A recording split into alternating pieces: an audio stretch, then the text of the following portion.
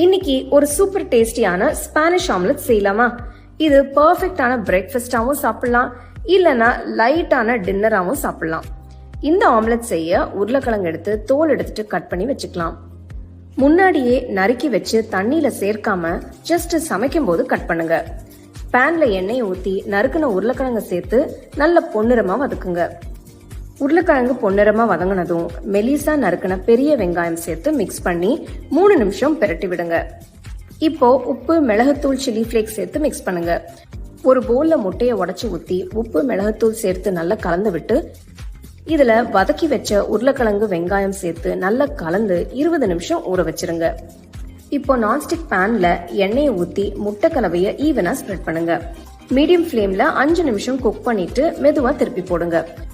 2 பக்கமும் பொன்னிறமா வர வரைக்கும் நல்லா வேகட்டும். அவ்வளவுதாங்க, சுவையான ஸ்பானிஷ் ஆம்லெட் தயாராயிடுச்சு.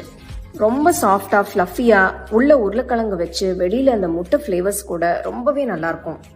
சுவையான இந்த ஸ்பானிஷ் ஆம்லெட்டை நீங்க வீட்டுல செஞ்சு நல்ல சூடா ரசிச்சு சாப்பிடுங்க.